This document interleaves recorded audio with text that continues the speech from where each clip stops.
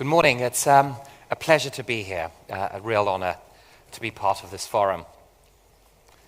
Having founded and successfully sold a health and wellness company in terms of Six Senses, it's only fair that I share with you a health statistic. In recent trials, most over-the-counter sleeping pills were proven to be much, much less effective than my presentations. So I hope you drank a lot of coffee this morning. We've lost the original purpose and intent of companies. Historically, the Charter of Limited Liability was a gift by the citizens of a country through their governments so that corporations could provide a service to the public. There were actually limits historically on profits, on the amount of indebtedness, and actually the amount of land companies could buy. So in essence, they had a clear mandate by the people to serve the people. Over time, this gradually changed. Corporations became more independent, and their emphasis moved from public good to shareholder wealth creation. The big change and the big tipping point was a case between the Dodge brothers, big investors in Ford Motor Company, and Henry Ford, back in 1919. Henry Ford wanted to employ still more people to spread the benefits of the industrialization system to the greatest extent possible. His rationale was very simple. More cars, smaller profit, so more people would be employed and more people could afford his cars. The Dodge brothers, big investors in Ford, actually wanted more dividends, not more factories. Henry Ford emphasized that his company was an instrument of service rather than a machine for making money, which is a weird concept today. And but to him that was very important. The court unfortunately ruled for Dodge. The court wrote that there should be no confusion of the duties which Mr. Ford conceives that he and the stockholders owe to the general public. A business corporation is organized and carried out primarily for the profit of the stakeholders, the stockholders. So over time, we've lost the original intent and perverted the objective of a corporation and what the state historically had in mind when it granted people the right to incorporate and benefit from a limit to their liabilities. So to paraphrase Gordon Ghetto, greed has become good. Human behavior is guided by what we measure and what we reward. At a corporate level, we measure and reward profits, share prices, dividends. Society tends to focus more on economic output, GDP, rather than prosperity, quality of life, and happiness. GDP, to quote Robert Kennedy, GDP measures everything except that which makes life worthwhile. So where's that left us? 4 million people die a year of lung asphyxiation. The rich world gets more unhealthy and fatter at the expense of the poorest half. I read a statistic that last year, airlines spent an extra $300 million because of the obesity of their passengers. So now you know why they charge for the peanuts. Oxfam recently told us that the richest 85 people on the planet have more wealth than the poorest half, 3.5 billion people. Christine Lagarde, the French managing director of the IMF, proclaimed in February, "Make no mistake, it's the world's poorest that will suffer the most from the convulsions of climate." She went on to say that because of the current scale of degradation, by 2030, 40% of the world's population will live in regions of water stress, and that 40% of the land to grow maize in sub-Saharan Africa will no longer be able to support that crop. So, in other words, the natural environment which we need to sustain us is in fact turning against us. Our industry, hospitality and tourism, really benefits the richest 20 to 30% on the planet. If you can afford to fly with AirAsia, or stay at an Ibis or even a Novotel, a cheap hotel, you're still the richest 20 to 30% on the planet. And because of our resource-hungry ways, it's at the expense, unfortunately, of the poorest 70 to 80% of the planet. In summary, we as an industry, travel and tourism, consume more than our fair share of resources. So companies really must become the solution and not the problem. Such an approach can be both inspiring for our guests as well as our employees. Let me share with you some of our experiences at Soneva. Our core purpose is to create innovative and enlightening slow life. Slow life standing for sustainable, local, organic wellness, learning, inspiring, fun experiences. At Soneva, we've actually combined two opposites. I believe that business success comes when you merge these apparent opposites, the concept of luxury and the concept of sustainability. At Soneva, we believe that they aren't opposites. They don't compete with each other. They're actually twins. They feed off each other. And I'll explain how we achieve that. Successful businesses need to be innovative, but you need to have structure and guidelines with your innovation. You need to have railway tracks, otherwise you don't end up at the journey. And our guiding principle, our structure, our railway tracks, is a concept which we internally call intelligent luxury. By intelligent luxury, we're actually questioning what really is a luxury today. The definition of luxury is something that's new, so not that something you get every day, something that's rare, new and rare, but true, something that rings a chord in your heart when you touch it, when you experience it. The context of the wealthy have changed over the last 30 to 40 years as a result of Thatcherism, Reaganism, reducing taxes, stimulating entrepreneurship, privatization. We then had the internet revolution, the emergence of Southeast Asia, the BRICS.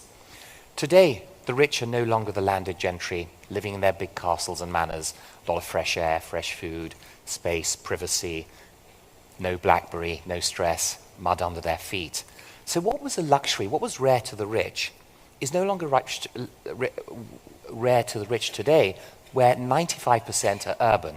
They're living in cities, London, Paris, New York, Shanghai, and experiencing same things. They live in the same type of house box with similar designs in them. They go into the car box, tends to nowadays be German owned. They then go to their office box. Again, quite similar whether you're in London or Shanghai or Bangkok, they all look pretty similar. You then run back into your car box, to your restaurant box for lunch. And again, it's the same famous designers, the super potatoes, the tahanis, etc. The same type of food, the branded chefs. Whether you're in London or Paris or New York, you can have your first growth wine, your new style sashimis, your Wagyu beef, etc. So those are no longer a luxury. They're no longer rare. They're just expensive. And with that in mind, at Soneva, we've tried to think about how can we create rarity for these guests? How can we make them really, how can we create surprise with them, in them, and really touch their hearts? Our clients fly on business 300-400 hours a year, wearing suits, packing shoes, high heels, dresses. But before they arrive on the island, the private plane lands at the airport at Soneva Kiri, or at the float plane dock at Soneva Fushi, and then they take a boat, cold towel, coconut water. Later, we take their shoes, put it in a bag which says, "No news, no shoes." Our guests are walking barefoot. That is, of course, rare. You can't do that in London or Bangkok without possibly being arrested. It's healthy for you. Walking barefoot is grounding. And of course it's ecological because it means that we don't, our guests actually prefer to have sand under their feet than an air-conditioned, marbled environment. And if you're living in a box all year, why do you really want the air conditioning? That fresh salad from the garden becomes more important than the Wagyu beef or the first growth wine, which I touched upon earlier. The rich are getting younger and they're having kids at an older age. So Sonevas always have chocolate rooms. But the chocolate is fair trade and it's dark. So it's also healthy for you, as you can see from these various benefits, and it's sustainable. Another example of this concept of combining a luxury, an obvious luxury, which is also sustainable and healthy, is this case of Chateau Pontet-Canet, famous Bordeaux vineyard, rated in 1855 a second growth. Growing wines traditionally for hundreds of years, In 2003, the father passes away, and daughter Melanie Tesseron takes over the property with uncle and new chef de cave. They go from traditional winemaking to growing their grapes based on biodynamic techniques. Half our wines in our resorts are based on these principles of organic or biodynamic cultivation. As you can see from Robert Parker and the Wine Spectator, the scores actually go up. So from hovering in the 80s, they suddenly in 2003 go to 96, 95, and then up to 100 out of 100 in 2009 and 2010. So a perfect example of a more sustainable practice in their winemaking, creating a healthier product, less chemicals and pesticides and sulfides in the wine process, so healthier for the human being to ingest, and of course a greater luxury according to the likes of Robert Parker and the Wine Spectator, wine gurus. Watching a movie in the open air or seeing the stars through the largest telescope in the Indian Ocean or private one in Thailand in a hotel, accompanied by Buzz Aldrin, the second man on the moon, or having a shower in the open air and seeing the full moon. That becomes more of a luxury to the urban elite, however wealthy you are, than the conventional thoughts. So our guests can't achieve that when they're in their urban context. This is actually Soneva Kiri. It's on the east coast of Thailand, famous for its rains in the summer, but beautiful in the winter, and thick trees and tropical rainforest. So rather than sort of introducing our guests to the same type of restaurant, the same old that they have in London or Paris or New York, why not hang them in the trees? So this is like a little cable car. The guests are suspended 20 meters up. And as you can see, there's a zip line, which the waiter uses to serve the food. He's become very skilled now. We don't spill, I promise you, the food at all. And this is the view you get. So really trying to bring out the beauty of the nature where we operate, rather than trying to close it in. Tonight, most of our guests at our restaurants will be sitting in the open air. The default, when it's the roofed areas in our restaurants are only a default when it's raining, because that's what you can't have in an urban environment. And when we do create roofs, we try and prove a point that you can create a beautiful aesthetic without necessarily using endangered species. Traditionally, designers might use wengi or ebony or balau or teak, where you're destroying rainforests to just get one log. Here we have it fresh in the garden at Soneva Fushi. This is actually eucalyptus. It's a very fast-growing tree. It's the Clusiana family. It's the eucalyptus family. It's called Clusiana from South Africa. The floors are sandblasted pine, and the tables are acacia. These are all grow very rapidly in plantations, big carbon sinks. So rather than destroying the rainforest, one's actually absorbing CO2 in the process. When we had Six Senses, we had 15 hotels around the world, millions of dollars spent on kitchens, many Michelin stars amongst our chefs. This restaurant, this little hut near Soneva Kiri, was always scored the highest in our guest comment scores, so 97 out of 100, compared with these other restaurants. It was run by a Thai lady called Kun Benz, who hardly speaks a word of English. She doesn't know what the word Michelin means. A little hut, which cost us $50,000 to establish. And our guests have no choice. It's quite nice for a busy executive not to have choice. So it's a known menu thing. You arrive there, and Benz just asks you whether you want meat or fish, and that's your only choice. And she starts to serve dishes that have been found, where the ingredients have been found fresh in the market that morning, and where the recipes have been handed down from generation to generation. So a really genuine Thai meal. In London, you can have Thai food at Busabong, Blue Elephant, and lots of other great restaurants in Paris and London, New York, the same. But can you have that really genuine Thai experience where the ingredients are really fresh from the market that morning and where the food hasn't been diluted? So it's all about, intelligent luxury is all about giving our guests that opportunity to really experience something that they don't in London. Of course, this sort of context is much more sustainable and much more luxurious. At Soneva Kiri, another example, eucalyptus poles, bamboo, sandblasted pine. So again, using materials that are sustainable, grow very rapidly, placing our villas amongst the jungle. So they really set in well. One's not imposing on them. Our guests are really immersed in the jungle itself. Offering our guests the beauty of the nature rather than these famous air-conditioned restaurants, as I touched upon earlier. So really with Soneva, with our slow life concept, what are we doing? We're really offering, we're finding ourselves in this middle here, where we're offering our guests luxuries, which don't necessarily have a damaging impact on the planet, and not necessarily affecting their health. Apart from a sustainable value proposition, I believe strongly that if we're going to change the way society is going, companies must make that change. Governments can create the context, they can create the guidelines, but it's the companies that really have to act. And so companies really have to start doing less harm and creating more good. We created the Slow Life Foundation back in 2008 as a response to this, a way of enhancing our slow life core purpose and making it more genuine and more true. And also, out of this sort of goal that we had, which was to make small changes to our business model, small tweaks, which did not negatively impact on our profitability. So no drop on our profitability and no negative impact on our guests' perception of our business. And let me give you two examples from this. The first was we introduced a mandatory, not voluntary, carbon charge. So all our guests pay 2% of their room rate to a carbon levy. We're still the only hospitality group, unfortunately, that does this. We found no pushback at all. Zero pushback, no impact on our demand. But what has it done? It's raised $5.5 million, yeah? So not from any donations from us, no blind donations from the company or my wife and I.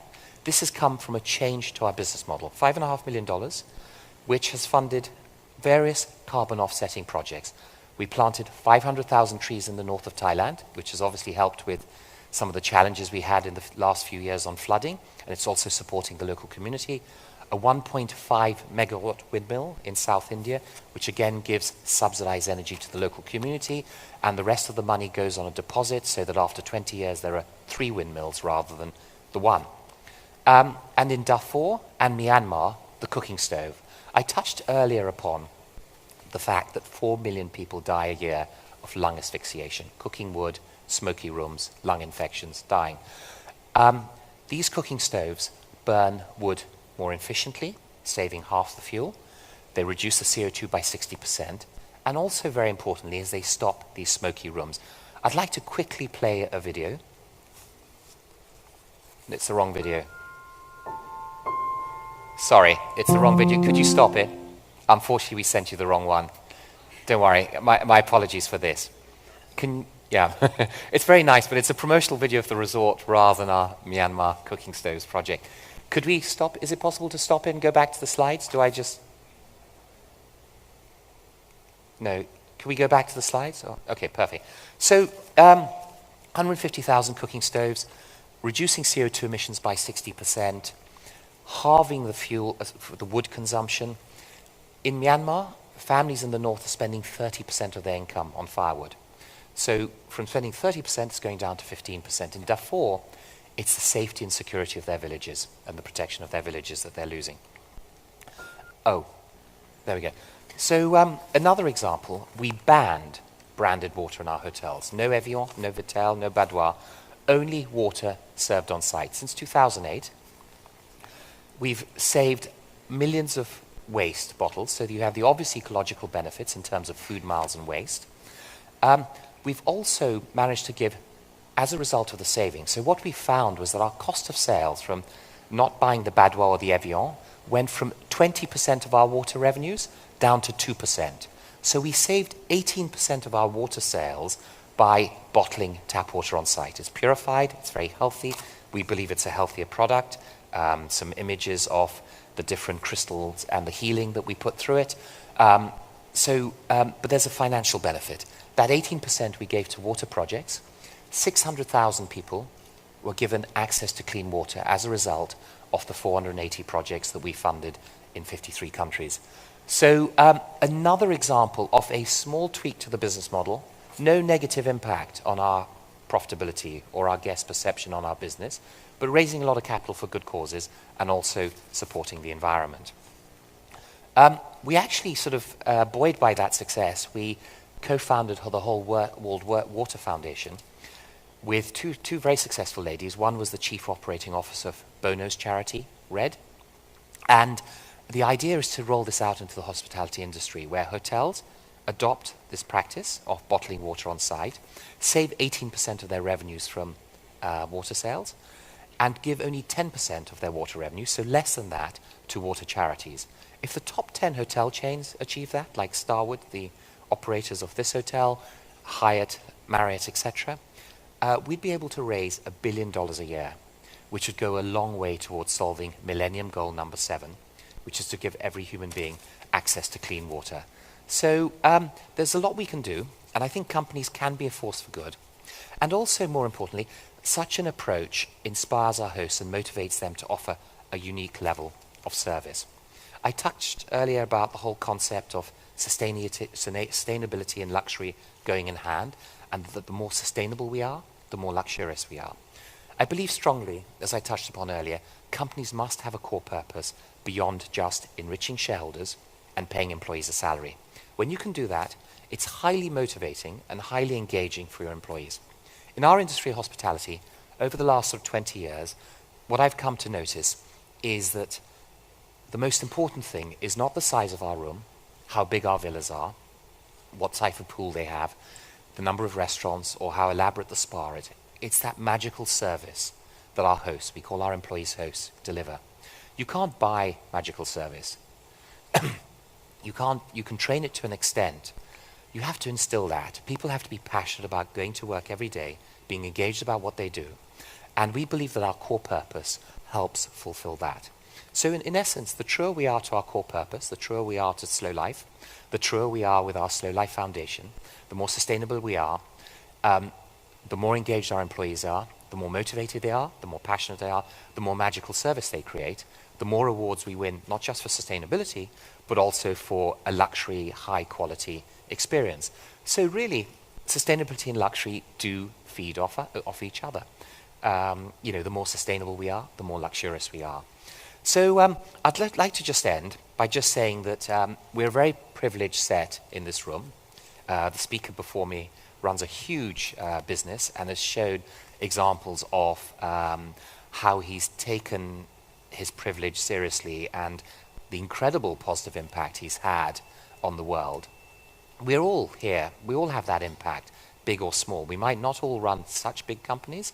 We might not all be CEOs, but we all have the ability to change our lives and other people's lives.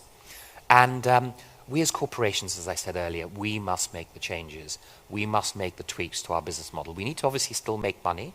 We need to still be attractive to our clients. But we can do that. If we think about it, we can achieve that. And we in this room, as I said earlier, are in the serendipitous position to act. Governments actually are limited. They can just create guidelines and laws. They can't act the same way that we can. We're there at the floor. We have the ability to make changes, make decisions. Ministers, governments, they can't. They just create the context. We're the ones who make the changes. And so when you go back to your office, I'd like you to think about ways of how, as touched upon earlier by a previous speaker, how can you avoid and reduce waste, reduce your demand on non-renewable resources, and institute mechanisms into your business model that raises capital to support the poorer majority of the planet. So please bear that in mind, and at that point, thank you very much.